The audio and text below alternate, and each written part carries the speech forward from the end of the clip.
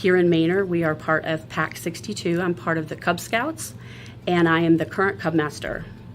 One of the things that makes me really proud to be part of Scouting is the opportunities that are available out there in the community to Scouts. Nowadays, I see a lot of kids spending their time inside the house, not really getting the time to go outdoors and experience what nature has to offer. Some of the activities that our Scouts do are the camping once a month. They enjoy the outdoor cooking. They really enjoy the hikes and fishing. We would like to invite anybody that lives in the Manor area or even the surrounding areas to come down and just take a look and see what we're doing. Just join us for a meeting. The kids are welcome to come in, and many times the kids don't want to leave. They become part of our pack, and that's what's important to us. That's why we do what we do as volunteers.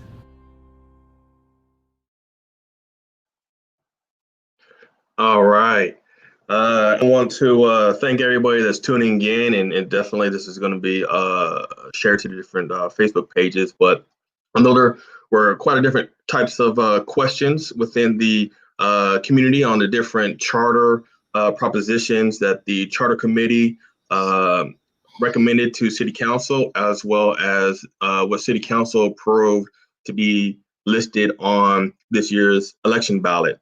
They're about, Proposition A through T. I'm not sure how many that is, but a lot of them are great in just updating how the city, how City Hall, City Council, even the Planning and Zoning Commission will do its practices, procedures, and processes.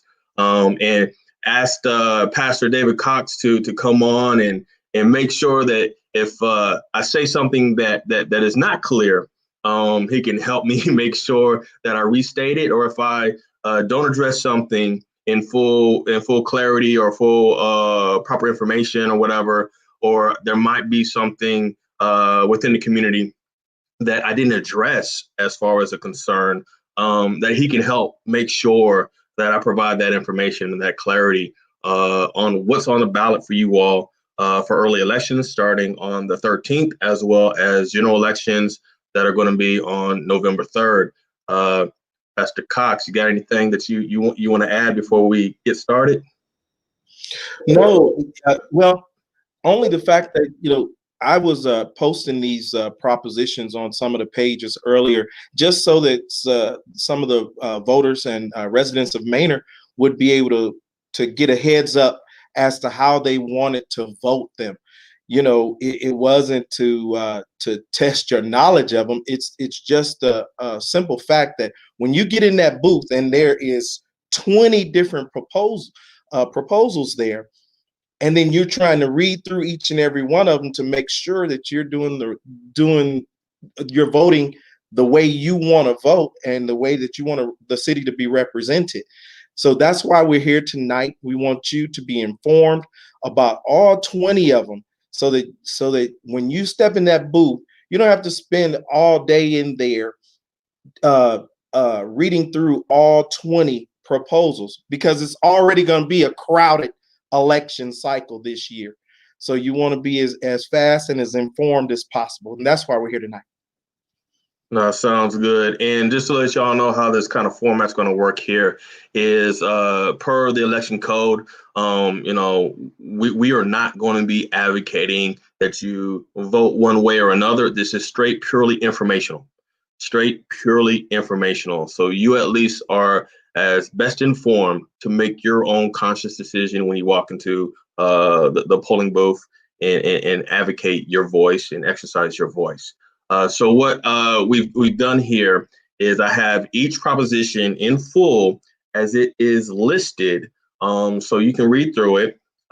Some of them will probably take about 60 seconds or so to read through. And then if I can navigate properly, because I'm going to be talking and navigating here as well, as we're talking about how this proposition came about, I'll try to put the banner on there that has the words, or that has the statement that you'll see on the ballot.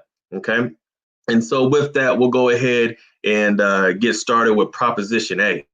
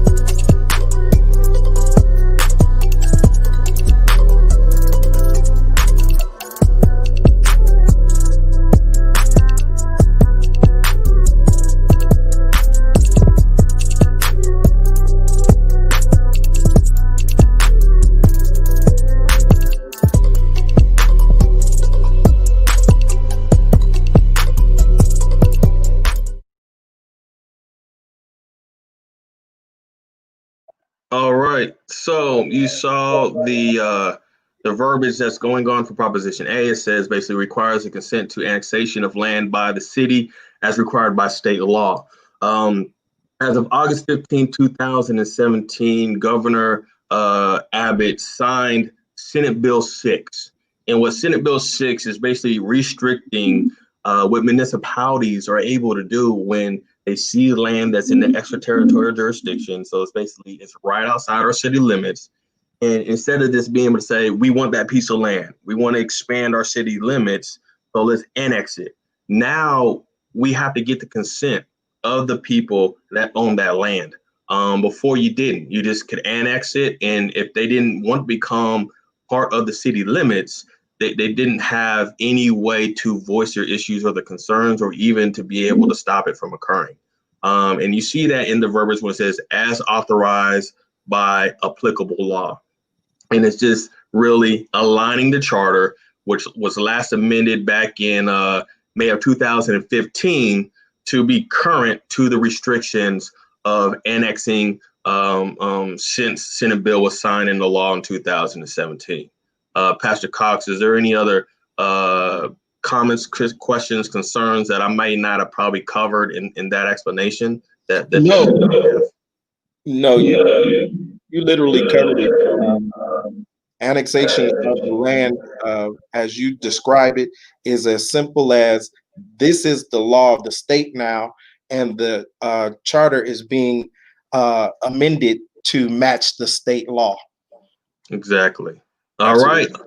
Now, I don't see any questions posting up yet, so I'm assume that there's no questions within the community that is watching. So I'll move on to Proposition B. So let's navigate to Proposition B here. Give me 1 second.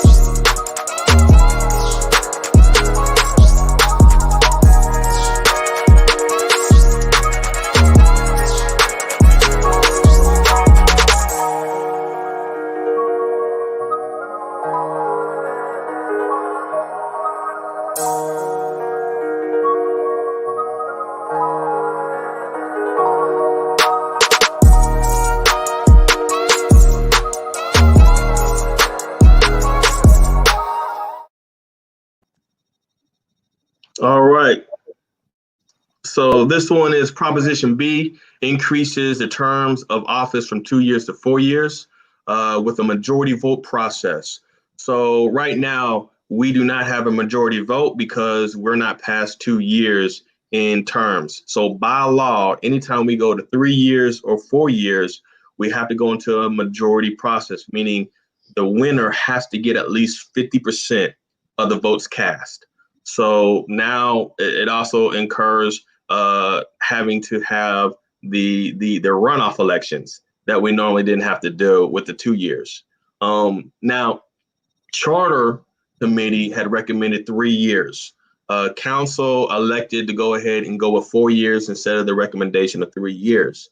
And a lot of the reasoning behind this, and it was a consensus agreed upon by Charter as well as Council, that 2 years was not equitable time to truly be able to come into the position, especially if you've never served on planning and zoning for a while, to come in and try to learn Robert's Rules of Orders, trying to learn what the different municipal utility districts, public improvement districts, and just the regular agenda items, but also to really understand the differences between what's considered official capacity, and we'll go into this a little bit later in the compensation proposition, and representative duties.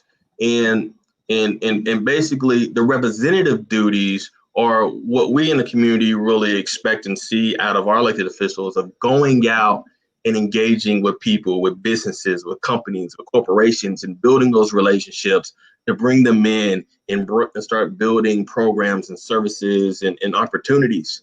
And to do that, especially now where we're going with the city of Manor, the growth, we're no longer really working on plans that can be done in 6 months, 8 months. Most of these plans that we're now talking about when it comes to revitalizing downtown, when it comes to managing the highways, 290, 973, start working on saving money for the potential phase 2 of the Green Line, the new motor rail that's going to hopefully be coming in through Austin, and even some of the other economic stuff, creating an economics office, potentially an economic development corporation, and so forth. None of these are overnight, and they require building relationships and becoming very informed of not just how they operate, those different entities operate, but what our uniqueness is as a city and how we need to operate as a city based upon where we're at in the county, based upon where we're at regionally, based upon who our competitors are, meaning Elgin, what does Elgin have going on in growth? What does Pflugerville have going on in growth? What does Austin have going on in growth? What does Del Valle have going on in growth? All that is very complicated. And you're basically talking about, do I lose 6 months coming in to then turn around and potentially be focusing and worrying about a campaign to stay in the seat again? And now you have this person having a split focus. And then we also talked about the concern that if my employer or my boss potentially is going to leave every 2 years, how much potential loyalty do I build? How much potential do I say, I'm going to just wait it out and see if this person is even going to be here for the next term? So we thought about that too. And then the third piece we thought about was, the county commissioners, the county judge, even at the state level, how much invested are they going to be, or even big organizations, how invested are they going to be if they have to try to rebuild a relationship every 2 years? And so we're looking at how do we just make some more consistency and make sure that we're not moving forward and then we have a delay, and then trying to move forward again and then we have a delay. I know, and I know this was something that you have brought up too, Pastor Cox, regarding the concern people have of having someone in the seat now for 3 or 4 years versus the 2 years. Right. A piece of that also, you can almost say in turn is, and I don't mean to say this negatively, is, it comes back to, again, vetting the people you put in the seat, right? And do you have more of a concern, right? And again, I want to make sure I don't do this in an advocating way, is when you go to the polls, just trying to make a determination of what would probably potentially be more beneficial for the city as well as you as an individual and your family, of changing out someone every 2 years versus changing someone out every 3 years versus changing someone out every 4 years. In this situation, is it 2 or 4 years? And what has been your current process in electing people every 2 years? And how would you potentially change your process if you know they're going to be there for every 4 years? And do you think the outcome for the 2 years versus the 4 years, is there going to be a significant beneficial outcome from that? So when you go to the polls, I would ask you to at least think about that before you make a decision. And whichever one you think is going to have a greater impact for the city, that you vote based upon that. Any questions, Pastor Cox? Yeah, the filling of the seat of a vacant seat with a special election. How would that work? So we actually have that as one of the propositions when it talks about vacancies, and the vacancies we're getting into that in Proposition D. And the vacancies are going to be, how that is filled is going to be dependent upon whether or not, depending upon which proposition for D, if it passes or if it fails, how those vacancies will be filled. So any other questions? Oh, and it says here that the transition, if the community elects to go into 4 years, that the transition would be based off of the schedule of subsection C. In essence, that basically means that nobody would be required to do more than 2 years until the election in 2021. The election in 2021 for the mayor and for 3 other council members would be for 3 years, and then the next election would be for 4 years, and then the mayor in the 3 would be for 4 years again. And the reason is that way is because we all agreed that the mayor of the city, the executive head of the city, needs to be elected by the most people possible within the city. And the only way to really do that is to put the mayor on a cycle with a presidential election. So it just made sense. Next year, if you do vote in the 4-year term, the mayor would serve 3 years and then 4 years, and then every subsequent election for the mayor would be on a presidential election. Any additional questions? No, that's it. All right. Let's see here. I got a comment that came up, and let's see. Anita is saying 2 years is good for her. All right. Okay. See here. Now we are going to move on to C.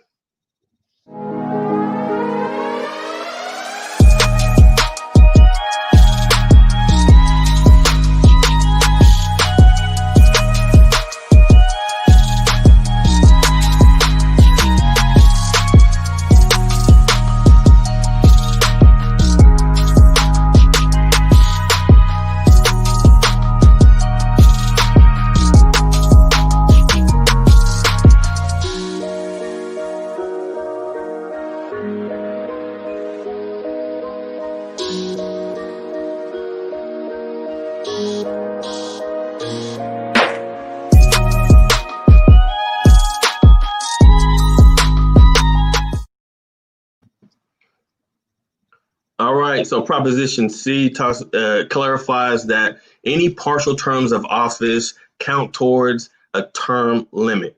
So right now, you have a max of 3 terms before you have to come off city council for about a year before you can try to run again. And so in this sense, it said before, anybody that was appointed by council because of a vacancy, that term that they finished, no matter if it was a few months or almost a year and a half, that it did not count as one of their terms. And so the recommendation was because of, I guess, if someone to say the status quo of being a council member, right? What that means, as again, through the U.S. protocol of governance, what that means potentially, as some people have concerns that people just want to get in office to be able to use that as a launching pad to other things. We felt that it was crucial and critical to make any appointment to also be worthy of that term, an actual term. Plus, another way of thinking about this was it puts it also on council to really make a determination of whether or not that vacancy should be filled at that moment in time, or if they can wait or should wait until an election comes up, and not to just fill the seat to just fill the seat. Also, it also helps in making sure whoever's applying, and especially if it's 3 months to an election, that they are really understanding and really want to serve in a capacity that they're willing to give up a full term. The other kind of piece to this as well is it just escaped my mind of that a partially served term shall count as a term for the purpose of this subsection, and that's basically what we're saying here. Any questions or comments regarding that, Pastor Cox? Yeah, the partial term, not the partial term, but the succession of terms. This proposal also talks about serving 3 years or 3 terms in succession, right? Yeah, so right now, and that wasn't a recommendation made to change, which was currently standing. You can do 3 terms continuously. So if it's voted in for 4 years, for one term, then you can do up to 12 years before you have to step down. Versus if you stay with the 2 years, you can do up to 6 years. The difference is between the length of the term is whether or not how much can that individual be able to get done, especially if they have a large learning curve, and then also how much time they may potentially, or the city may potentially lose their full attention because they're focused on rerunning again. So those were just some of the things that we thought about when we recommended going to the 4 year in the previous proposition. But in this situation, it was more looking at when a council member picks up the phone and makes a call, or gets invites, or puts council member on their resume, on their LinkedIn bio, and so forth. That is a statement maker in of itself. And for someone to be able to have that on their resume, to be able to have that type of national, by U.S. protocol and governance, level of respect, quote unquote, maybe prestige, that if they get that for only doing 2 or 3 months, when other people were elected in by the residents for a full term. So it was just trying to equal things out. No, that's exactly the way that I read it. I just wanted to make sure that the community understood that once they vote, and if they vote and the 4 years pass, that same person will hold that seat for up to 12 years, have to hold out 1 year, and then run again. Right. Yeah. No changes in the original language of the charter of consecutive terms, or having to step down to be able to redo consecutive terms. So with no additional questions, we will go to Proposition D.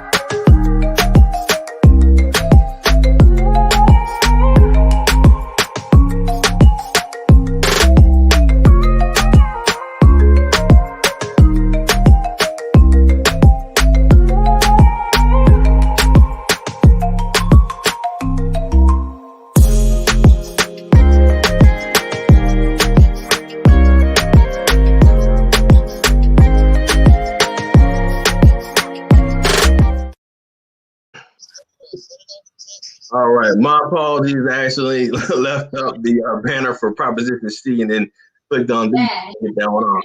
But Proposition D, as you read, and Proposition D has 2 parts of it. And the 2 parts for Proposition D, and this is the first one, is if Proposition B, the going from 2 to 4 years, is approved, as well as this proposition right here, Proposition D. And so basically, when you read in the first sentence where it says if the position shall become vacant as provided in section 3.10, section 3.10 of the charter is basically talking about automatic resignation when someone decides to run for another position in office. So if they're on council and decide to run for mayor, or decide to run for county, state, or congressional level, right? That's an automatic resignation. And so that's what that is talking about. Regarding if this is approved as far as filling vacancies on a 4-year term, the second paragraph, and what you see in italics is all new verbiage. If it's not in italics, it's not new verbiage. The only thing that changed is the bold letters. If you see italics, that means it's a whole new paragraph. It's adding additional information based off of something that would be changing.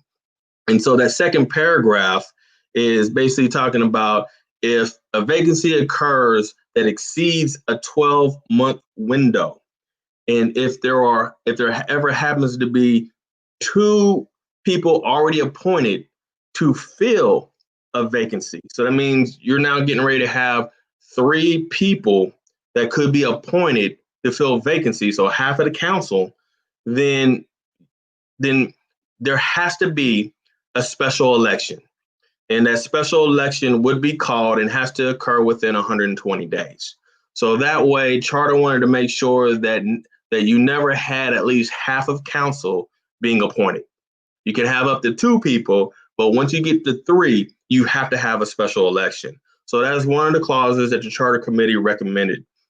And then the third paragraph talks about now if a vacancy occurs with less than 12 months. And here the verbiage changes. If it's more than 12 months, you have to do a special election. If it's less than 12 months, it's up to City Council whether or not they decide to do an appointment or have an election. And the big key piece of this is they have to make that determination within 45 days of the vacancy. And the piece of where Charter and Council came together on why should within 12 months be different, it was really thinking of we don't just want to fill the vacancy to fill the vacancy. Is there really a need to fill that void to especially give someone to especially have someone fill it for only 1 year, and that 1 year would then potentially count against their against their 3 terms consecutively, especially if Proposition C were to pass. Any questions or comments there, Pastor Cox? Oh, sorry, I got you muted. That's all right. Just one. The appointment, should it happen in that third paragraph, who would make that appointment? Who makes that? What was that? I'm apologies, I didn't hear you. I said, who actually makes the appointment of the vacancy if less than 12 months?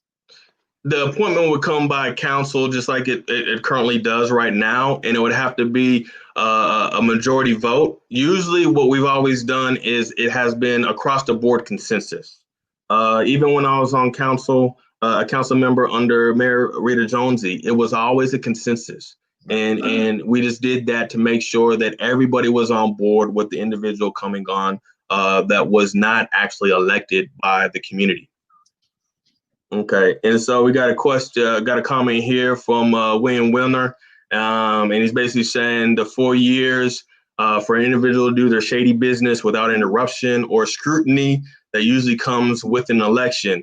I mean, if someone's going to be doing scrutiny and doing backdoor dealing, an additional 2 years is not necessarily going to give them the go-ahead. They're going to probably do it regardless. But we also have a clause within our charter that says council is supposed to police itself. And that basically means individuals like myself, the mayor, or another council member has the opportunity, if data verifies it, to be able to add onto the agenda, to be able to exercise that clause, and things in there such as misconduct and a slew of other things that fall in a category where it does not matter if an individual is elected. Council can, if vetted through legal, have the information, have the evidence, it meets the warrant within that charter, can vote by majority to have that individual removed from council. So this is not the individual is stuck for 4 years. We do not have a recall process, but this is the next best thing to a recall process where council itself, if it actually has the goals, if it actually does what it's supposed to do and hold people accountable, can, with tangible information and evidence, be able to vote another council member off for misconduct, for unprofessionalism, and other things. So any additional questions there, Pastor Cox? No, that you explained that well. All right, let's see here. Now I'm going to the second portion of D.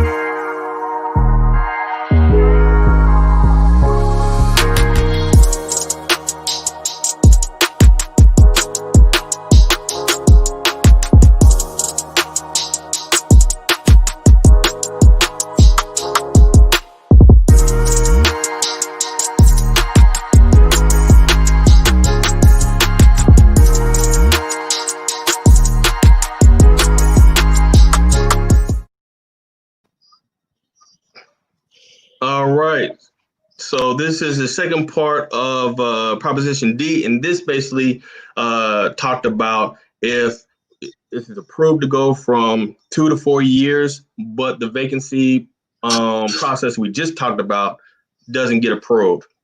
So if the community voted no against Proposition D, so basically what it says within the italics is a vacancy will be filled through a special election called within 120 days. So instead of the 45 days, you're talking about almost 6 months. But no special election would be required if the vacated office only has 6 months left on it. And so that's the biggest change. The other one has more of a, if it's more than 3 years, then you will, do elections. If it's less than 1 year, then you don't necessarily have to do an election. It's up to council to determine whether it be beneficial or not. Whereas since here is just basically saying if a vacancy shall be filled by special election called for such purpose, and especially if no election, natural election is going to be happening within 120 days. And then if they have less than 120 days left on that term, then you don't have to do any type of special election. So any questions on that one? Not for me. Okay, let me look over here and see what questions we have here. This question is not about Proposition D, but can we find those proposed revisions on the Manor City page? Yes, you can. Pastor Cox, you could probably explain where it is better than me, because I just do a Google and I just do City of Manor and propositions, and that takes me to the link. What other way are you getting there? That's really, I just Google it, go to City of Manor website, and under charter. And once you get to you press the charter, the drop down will come and you'll be right into all the propositions. Got it. And then we have another question by Win Winner. He's asking that his question was about why appointments would only be by consensus. Right now, it's already up to council by charter to determine whether or not they want to fill a vacancy or not. So they don't even have to. We don't even have to. Whereas here is now saying that if it's within 45 days, if Proposition D does get approved, we have to. Especially if it's over a 3-year remaining on the term. For if Proposition D doesn't pass, then an election is supposed to occur if one is not naturally going to occur within 6 months. Right now, if someone stepped down with 2 months into their term, council doesn't have to fill that vacancy by charter.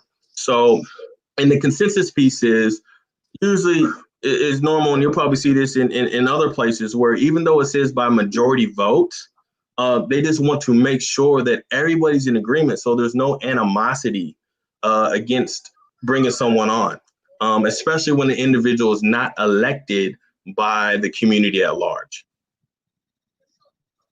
All right, let's see here. That was Proposition D. Let me take this banner off so I don't have it showing as I do these other ones. All right, going to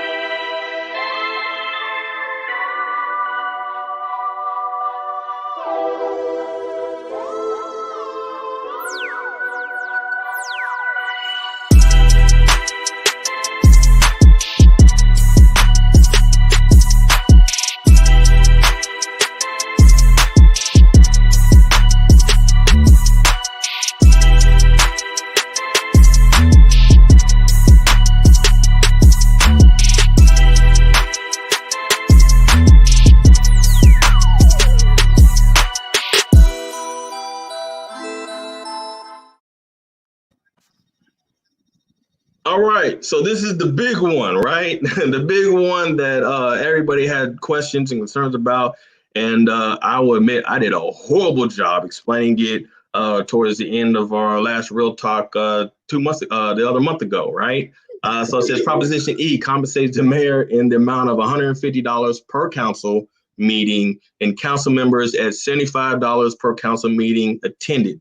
max of 2 per month. So $300 max for the mayor and $150 max for council. So this one has a lot of information that I'm going to try to explain how charter and council came up with putting this on the ballot.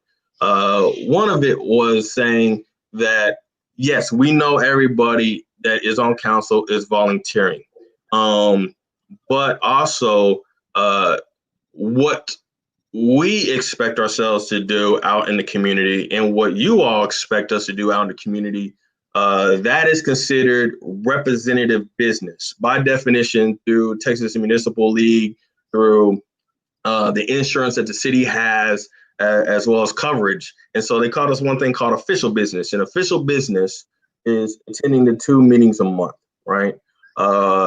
And then, any other type of committee meetings and any type of partnerships or affiliations that the city may have that a council member is attending on behalf of the city.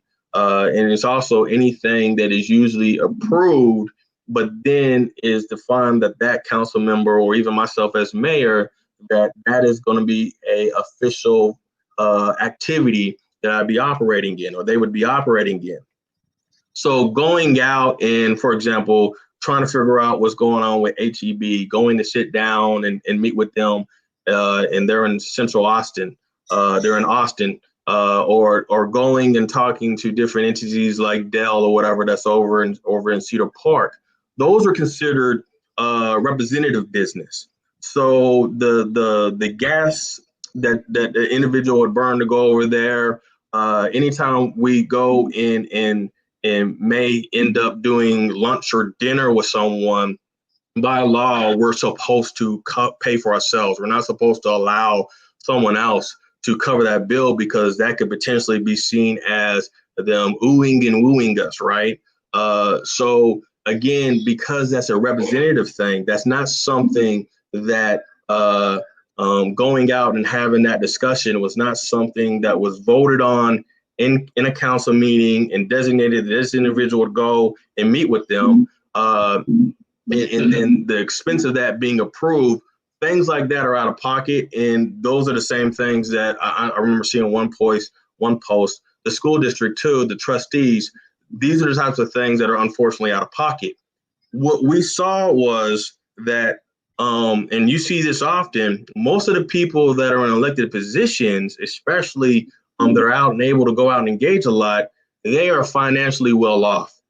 And so the concern is someone may want to volunteer to really be able to have a significant impact, and want to do that representative business. But for whatever reason, if they don't have the financial capability, then they're going to have to make that determination. Potentially, do I pay this bill or do I take care of this?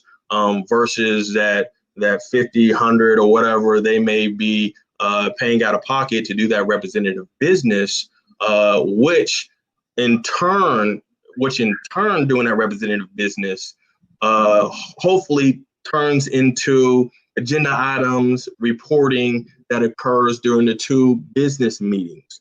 And then again, what is approved or talked about from the 2 business meetings hopefully also then turns into someone doing that representative business to keep those things going and hopefully come into something that is approved or executed by the city of Manor, or even maybe one of our representatives. So it's not a sense of trying to say, need to get paid to go the 0.7 miles to the city council meeting. It's more of saying, how do we make sure, or how do we keep individuals that really want to do the volunteer service? And the volunteer service meaning their time, right? Their time. How do we enable them to do that and be able to give that time, especially as we have more committees that are happening? And we just got done talking about, with all the new committees we have, do we potentially need to have the committees maybe the afternoon of a city council meeting, or end up maybe just those 2 days out of a month? Those are the 2 days people can take off, knowing that all the different committee meetings that need to happen can happen then, versus different meetings throughout the week. So we're still trying to figure out how to make sure as things are growing, new demands on time, how do we really make it to where people stay involved and stay active?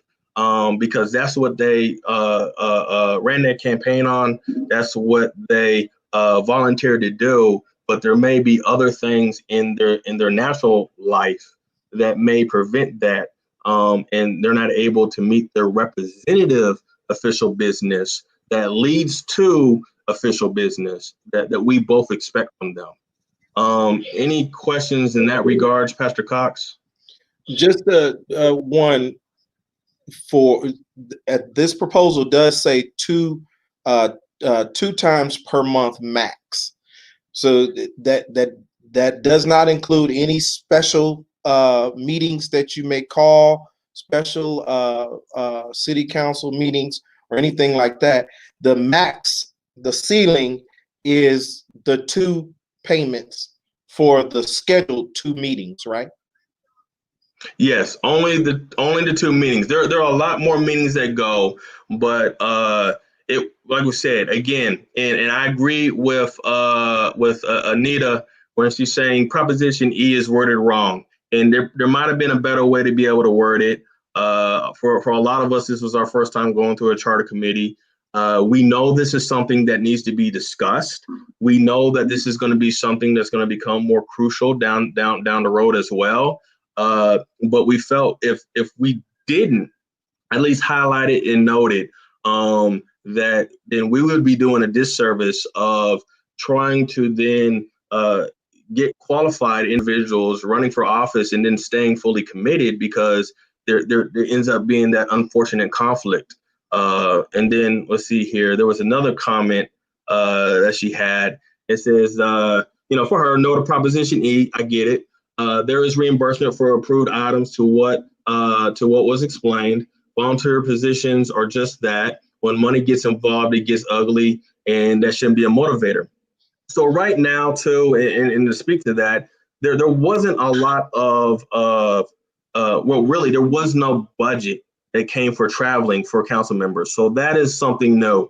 And until we figure out, especially this year, going out and going to different events, learning about more committees and organizations that are able to provide us resources. And I know there was a concern by one individual that we're joining all these committees.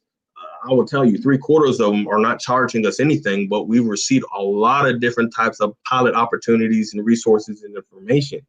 But to build those relationships and to build the additional resources, we have to meet with them. We have to talk with them.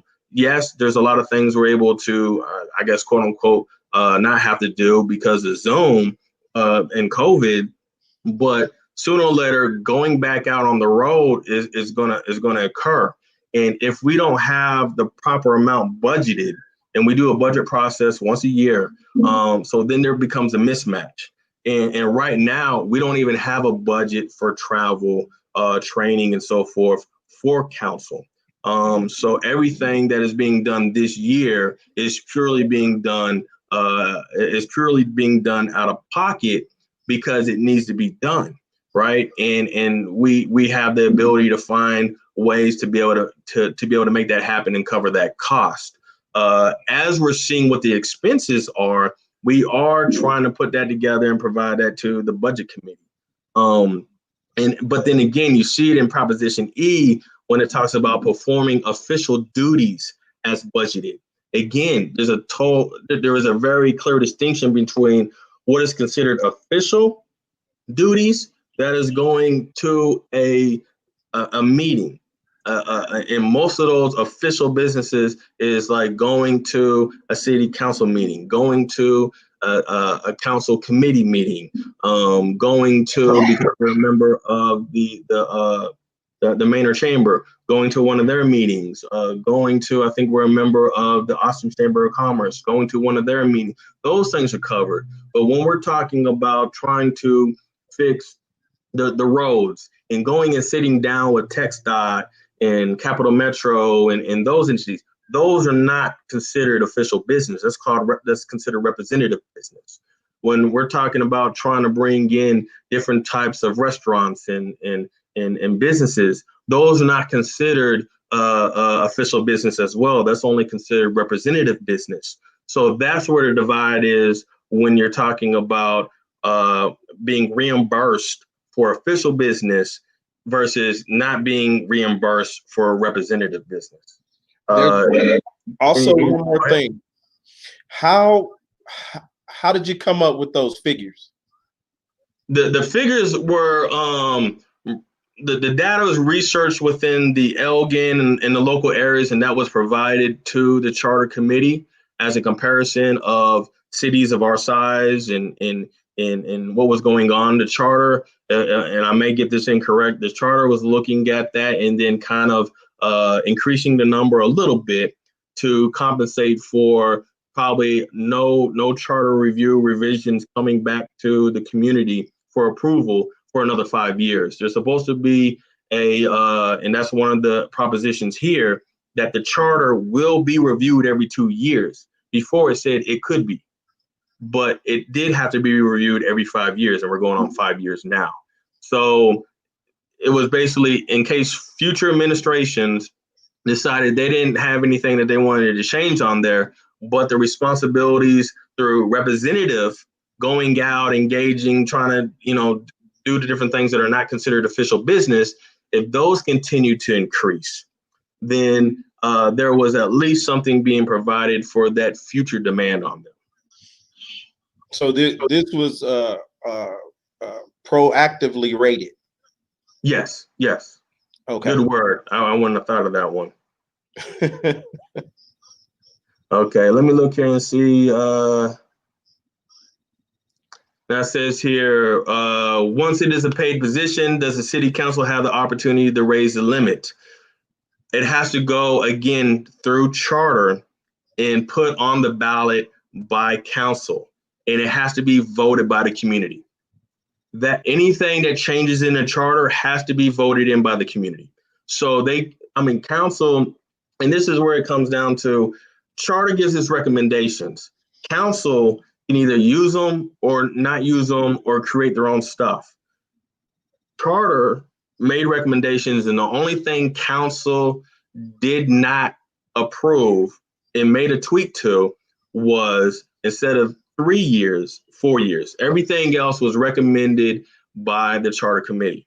And so, yes, if council wanted to increase their own reimbursement, or their own pay for doing those things, then it would still have to get approved by the community. They just can't put in a law by themselves. Let's see here. Let's see. We have from William Winter, going to a meeting shouldn't require an expense fund.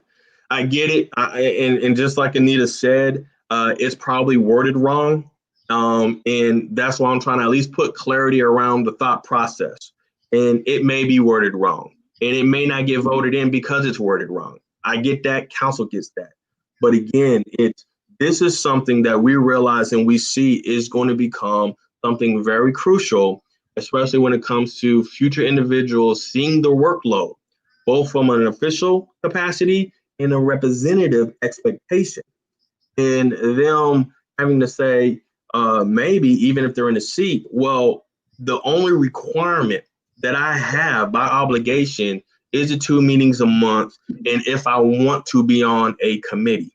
This is kind of a way where when you ask and say, why is a person not going out and advocating for things for us?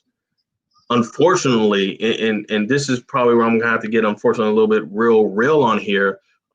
If that person is quote unquote I got a pastor here, so I can't do that. If that person is arrogant, they can potentially be able to say, well, I'm not paying out of my pocket to go do that. I'm coming to what I was obligated to do and what I'm mandated to do, and that is to go to my 2 meetings a month and any committees I nominate or volunteer to sit on. In a sense here, now the you as a resident are able to say, oh, but you getting $75 to do business.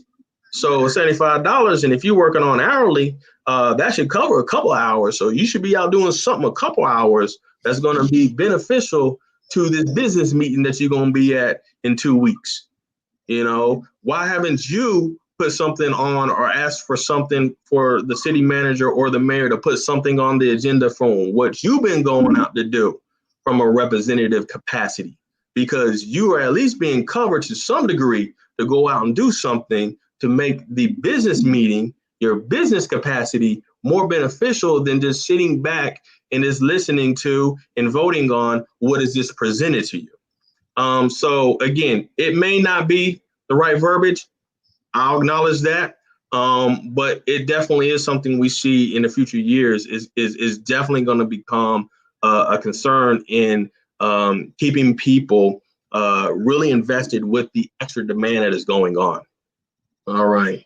Any additional comments, Pastor Cox? No, not at all. All right. Let's see here. Going on to proposition on E. F.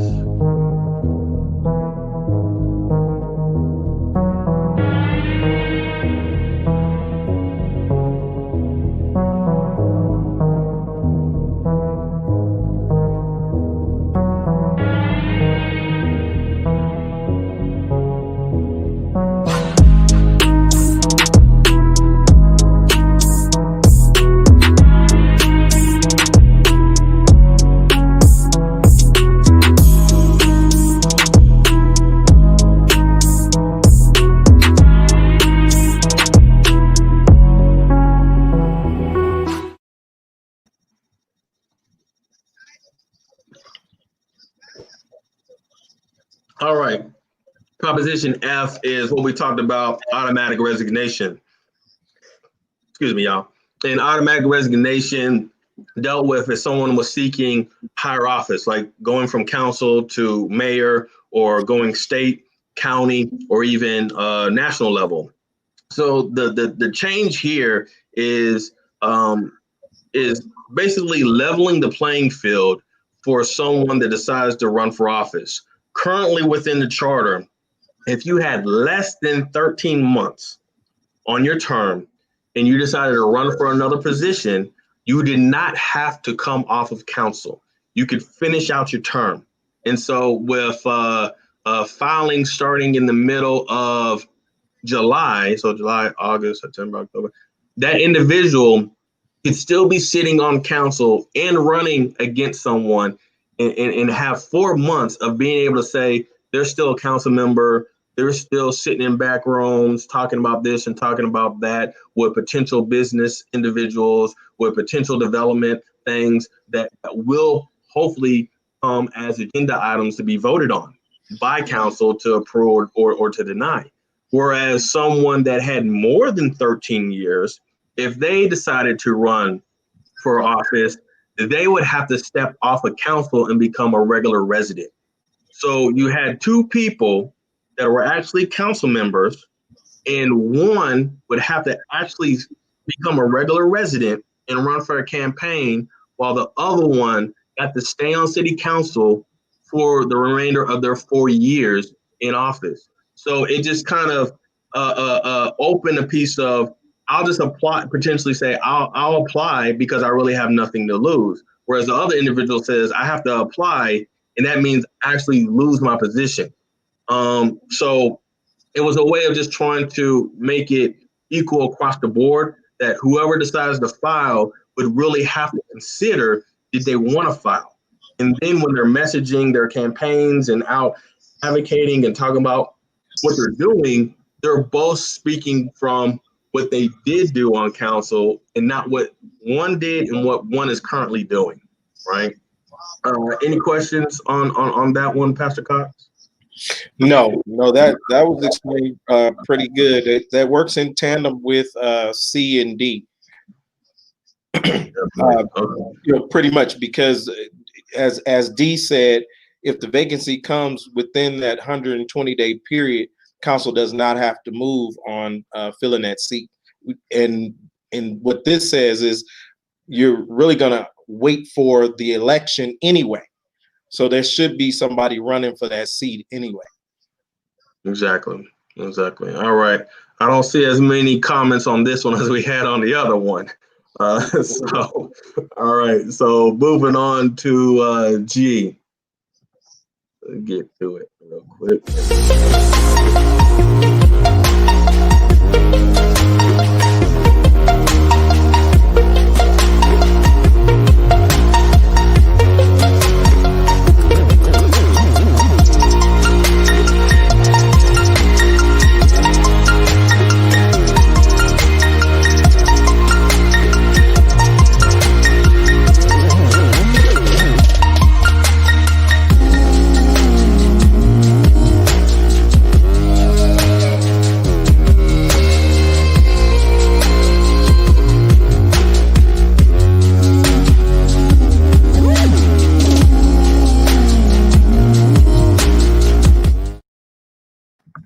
All right. Quick, Pastor Cox, I'm gonna speak on a comment that I didn't see from Mr. William Wilner, and the comment was on the other one. Talks about should add that the position would come vacant if someone becomes subject to criminal investigation. So that would actually fall up underneath the charter of council policing itself. That would be considered misconduct, unprofessionalism. There's a nice big paragraph on there of a lot of different things.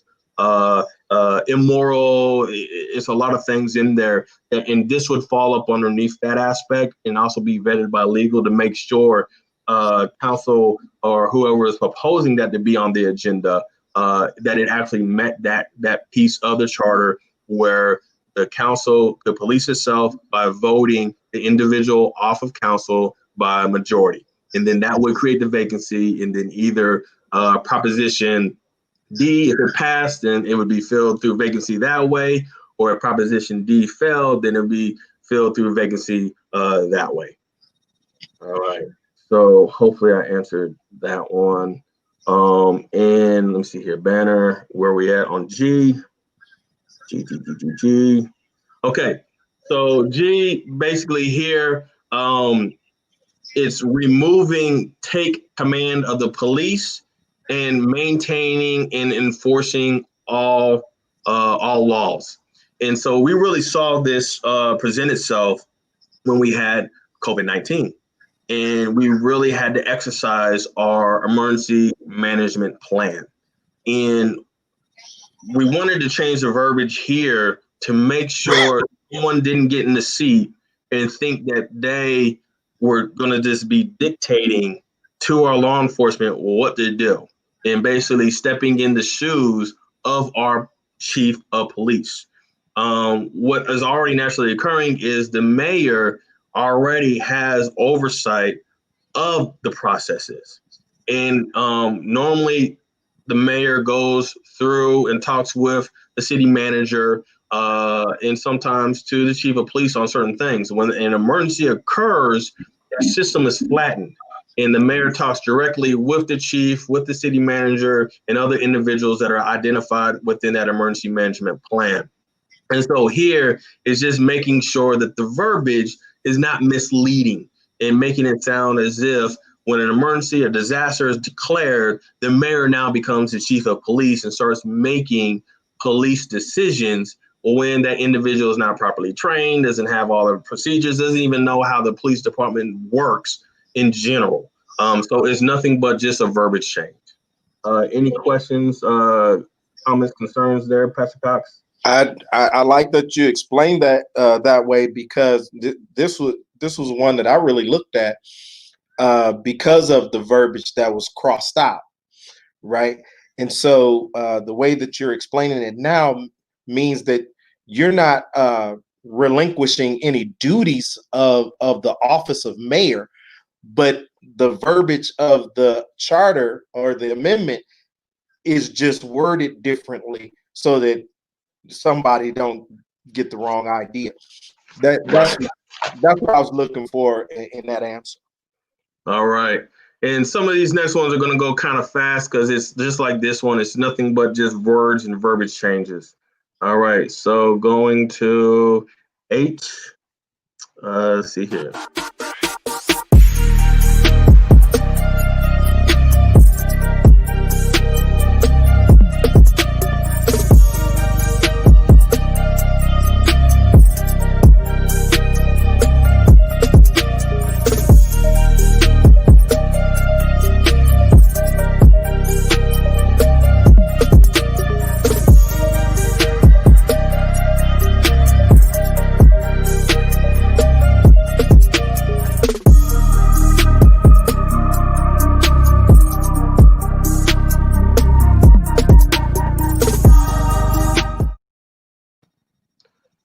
All right. So H is basically just changing what was already in the charter, which says per state law to and posting on the city's website. By law, city has to post with our recognized newspaper as well as our city websites. And so basically, it's just a verbiage change that charter requested just to make it a little bit more clear of what per state law meant. And let's see here, going to the next one, I.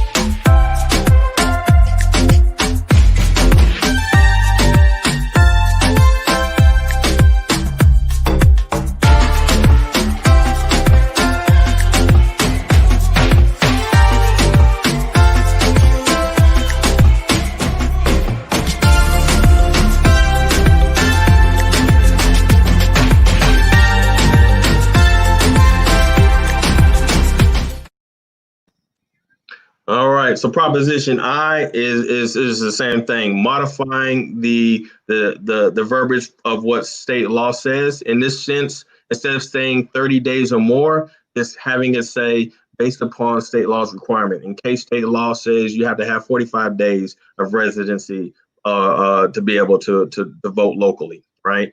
So that's all it is a verbiage change just to make it a little bit more specific and tailorable to what state law says or may change to. I, J.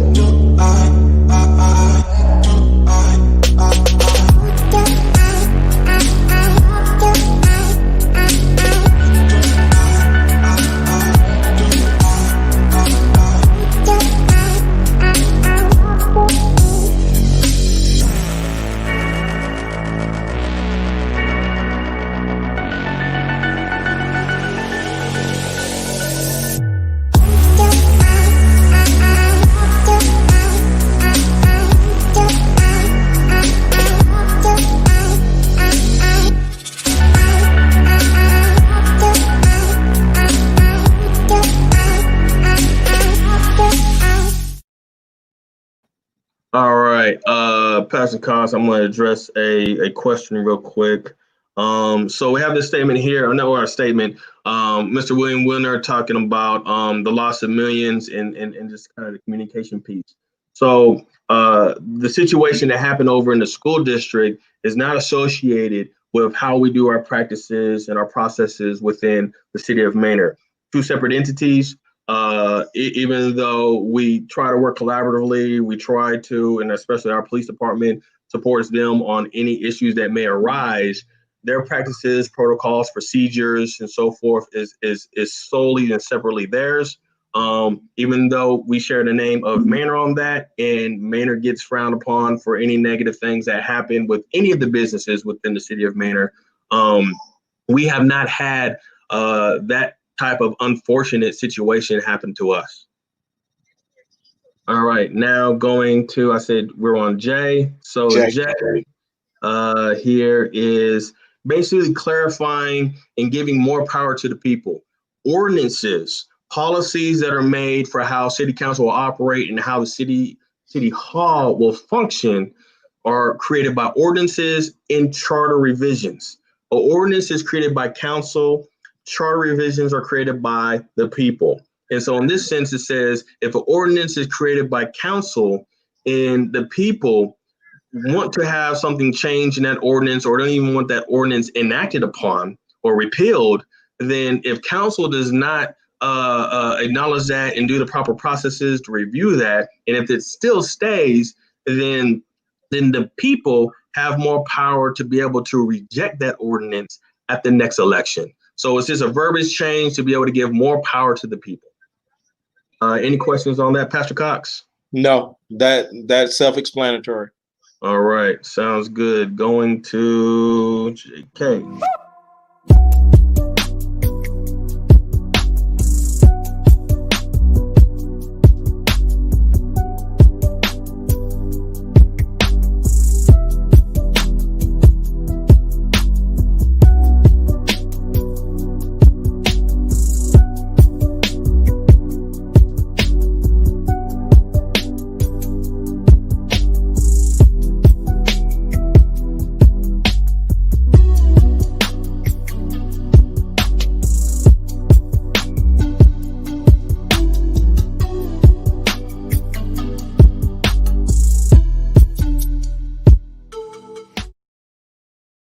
All right, Pastor Cox, let me address another question here about Sir William Wilner.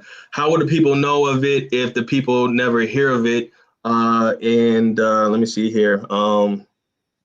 So the piece here is what City Hall is by state law required to do is if there's a PID, a MUD, or a public improvement district, a municipal utility district, or some type of change that's going to be happening planning and zoning wise within a certain distance, mailers do go out to those individuals to know that a public hearing is going to happen or agenda item is about to occur. And so it's on them whether or not they decide that they want to come and be able to speak. It's on them to be able to speak about that during that public hearing or about that agenda item. Regarding something about stolen money or a car theft or anything like that, that is not necessarily something that the school district or even the city of Manor is mandated to inform by mailer to anybody. And I may not be addressing your question fully correctly, but as far as mailing things out to individuals, if it is some type of planning and zoning or planning department related, public works related type of situation, if they live within a certain radius as identified by state law, they get something mailed to them in addition to the national notifications by law that we already spoke about. And so going back to Banner K, and so far as this question too, it is also addressed in Proposition H, where it would be posted publicly on the website as well. Okay. Yep, definitely. Let's see here. What K? I'm on K, right? Okay, so K, what you saw here is we have a public works department, but it's not established by charter, meaning that council could disband the department. And so in this sense, we're trying to put things in structurally that is voted in by the people. And so it's going to be here. Nobody can naturally just take it away. Our city hall individuals have been doing a great job of seeing where gaps are at and then trying to fill those gaps by creating those departments themselves and presenting those to council and getting approval for it. But none of them are created by charter like some of the other departments that we have. So this one establishes the Public Works Department. We also have a Parks Committee, but that Parks Committee doesn't work with anybody. So now we're also making the parks in all the different 3 or 4 parks that we have now a responsibility underneath the Public Works Department. So our Parks Committee now also works with the Public Works Department. And lastly, all of the positions within City Hall report to the city manager, hired and fired by the city manager. City Council works with the city manager, hires and fires the city manager. So this just aligns that position with every other employee position as well. Any additional questions on that one, Pastor Cox? Well, when I read this and the proposition went from shall to will, right? So is that meaning that before it was optional and now we're proposing that it's not an option? the way we saw shall is just that we can, but we don't have to. And so we wanted to change where we saw shall throughout the charter to make it will, so it does get done. And there is no ability for individuals to say, well, I just don't feel like doing it. It needs to be done. So that's why we did a lot of that verbiage change. All right, going on to JKL.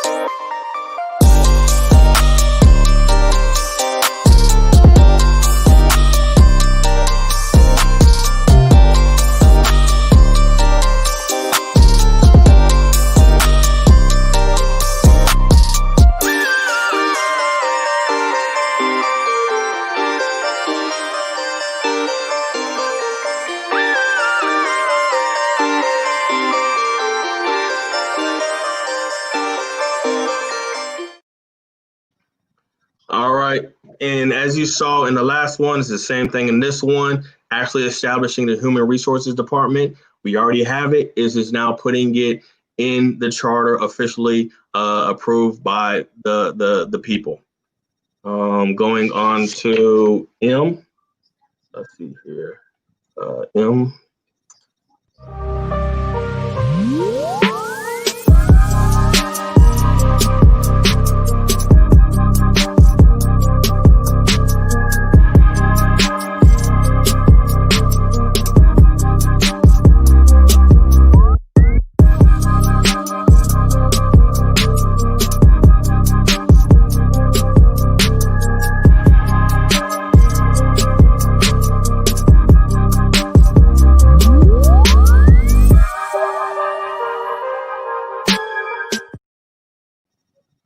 All right, so for M, it's the same thing as the previous two. It's doing nothing more than establishing it. We already have it. It's just now officially establishing it.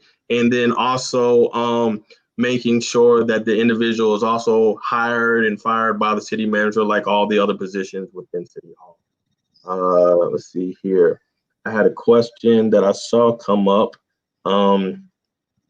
For Jacob Hammersmith, in reference to Proposition B, whether or not it passes and extends to 4-year terms, is there any way we could provide candidates running for city council at least a high-level overview of the budget process and in general how things operate within government? I understand there's more training involved, but for those that you already hit it on the nail, Council Member Harvey as well as Councilwoman Emily Hill. These are some things that we've talked about in our first and our second workshop with City Hall. They have revamped the onboarding process, realizing that there needs to be greater clarity both on official business and then what the representative business that you as a council member may want to do, and how you need to be able to work both of those, but also how any of your representative business does not cover you by insurance if you accidentally obligate the city to something or are sued by someone for something that you said. Also, it talks about they have packages now to go over, one, their job description, so you have a better understanding of the roles and responsibilities of each position and what the functionalities are of the different departments. When it comes to the budget process and some of those other things, I'll definitely get with our city manager on how they want to try to do that. That stuff kind of follows along with understanding more of the municipal utility districts, the public improvement districts, which get a little bit trickier. You'll learn that through reading through the agenda items, but more or less of how to be representative as an elected official. We found that was something that really needed to be touched on more in depth. Let's see here.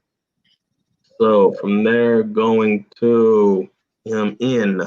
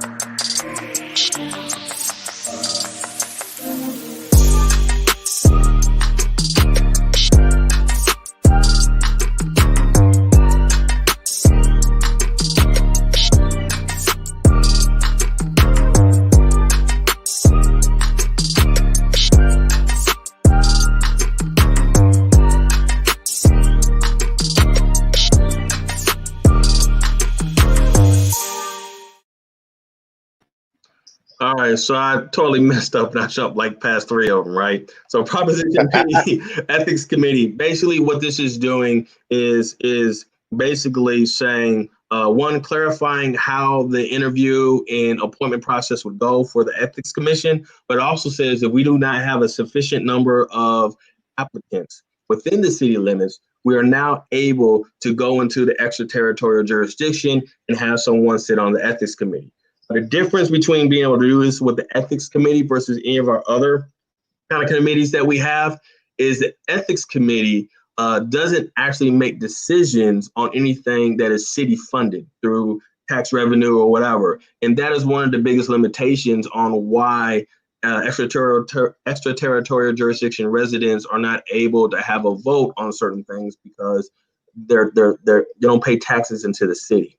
So with the Ethics Committee, it's basically if a decision is made by council that is found to be done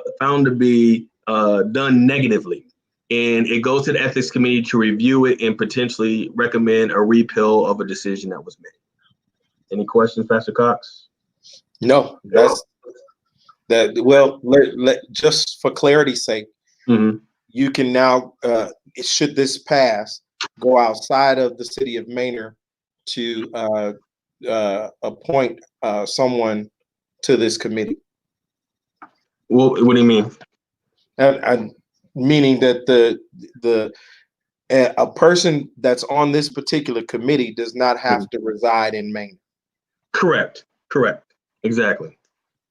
They can be within the city limits or the extraterritorial jurisdiction of the city limits. So that would be the restrictions right there. I got you. Let's see here. Back to N.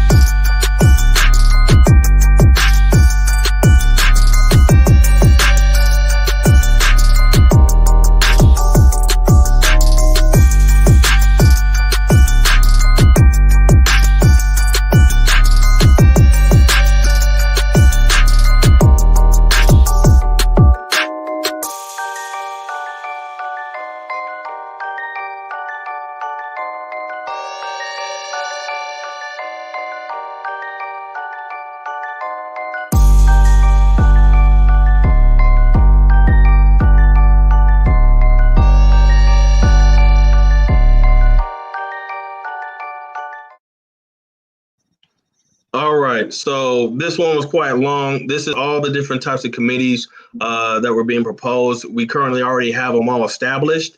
The biggest thing by adding them to charter, once again, is anything that can be created by council can also be taken away by council. And then especially anything that is created just by the mayor by decree, then also can potentially leave with the mayor. And the bigger piece of this is because we don't have anything established within the city, within council that is doing this, for the community collaborative, designed to promote communication between the city and community on issues affecting the city as a whole. Flattening that line of communication, or the Economic Development Committee, trying to find resources for marketing the city and promoting the economic development of the city, or the Public Safety Committee, to bring all the different public safety entities, constables, sheriffs, and so forth, come together and sit down and talk and figure out the best ways to enhance services and support, as well as present concerns and issues within the community that are also provided by the Community Advisory Committee, and to figure out how to make those tweaks and those changes.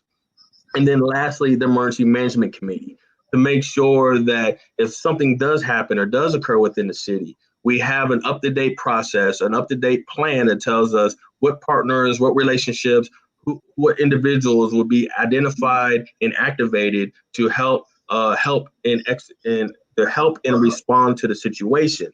Right now, we have nothing in place that does that or even requires that to occur. So once again, it's on the individuals in office, both council and city hall, to take these things upon their own initiative, to go out and want to listen to the community. There's nothing in here that says the person that comes into the seat who doesn't want to do this, that you can turn around and say, no, that's part of your job. You have to do this. So that was the intent behind creating these different committees and then saying, put them in law, put them in the charter by the people. So that way future administrations can't say, we don't want to do that anymore. Any questions on that, Pastor Cox? No. The committees will actually serve as a self-checking unit throughout all the different committees there. Exactly. All right.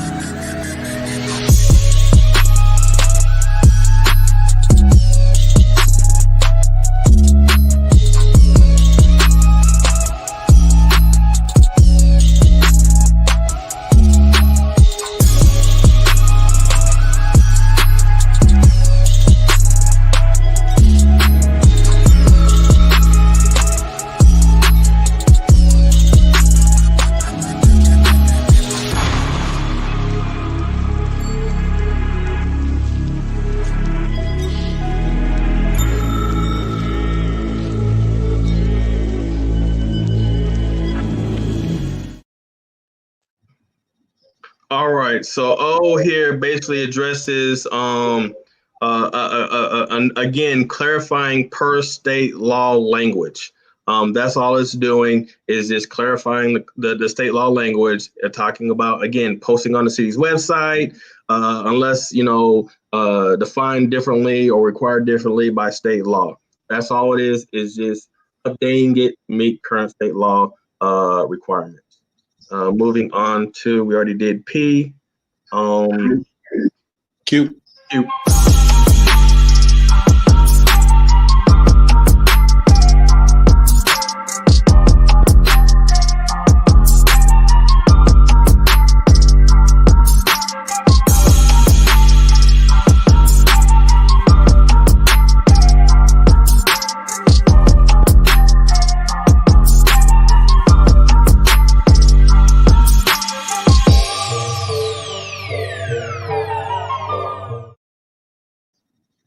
All right, so Q, conflict of interest.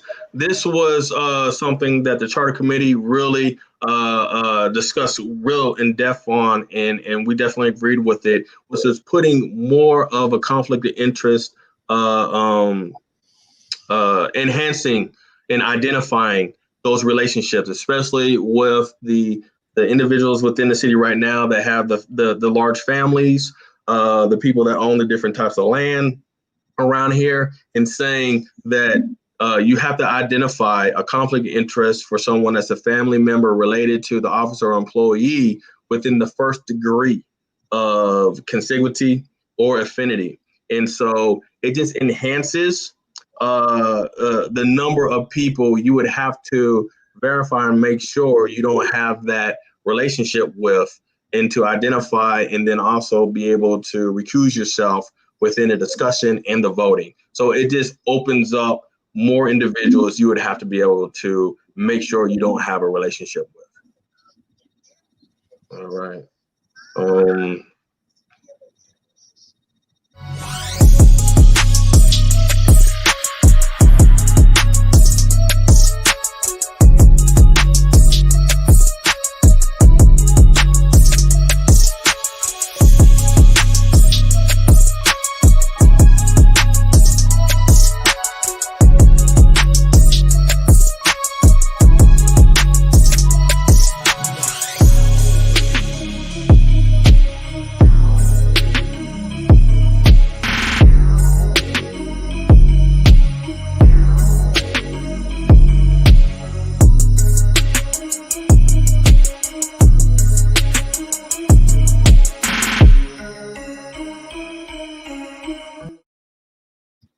All right. So with this one, R is basically again rewording so that it matches per state law. It's basically taking away all the A through E, which could potentially change between now and the next time a charter committee is put together and it goes to the community for revisions.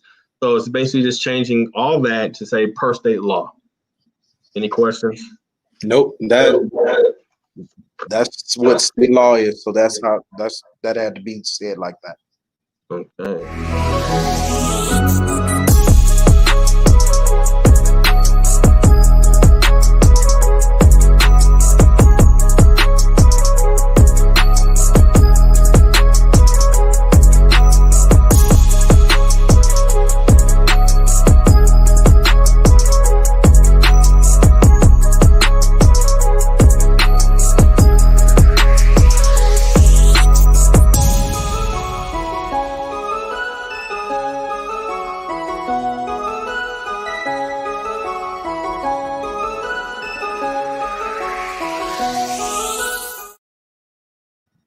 All right. So the only change on this one for this proposition is including or adding in the finance director before the director of public works. And that was based off of how the city here does operations and who is more informed just based upon their roles, responsibilities, and their engagement with the city manager and the chief of police on a day-to-day basis. So it's just basically adding that individual in because they actually have a little bit more engagement than the public works department.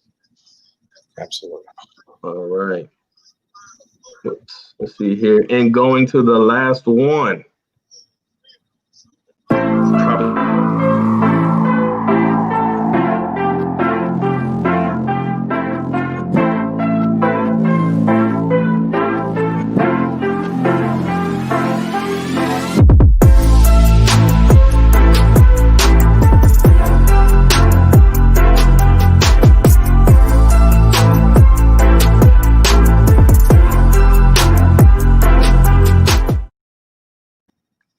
All right. As you saw in here, is basically changing shall to will, so that the council will have to review the charter every 2 years. It's not an option anymore. So they can review it, determine whether it's going to be changed or not, determine whether or not they want to take it to the people for a vote, or just add whatever they saw, make changes to, and then add that to add anything down the road in the next 2 years before it has to really be reviewed and anything go before the people at the 5-year limit. So any questions there, Pastor Cox? Just a statement.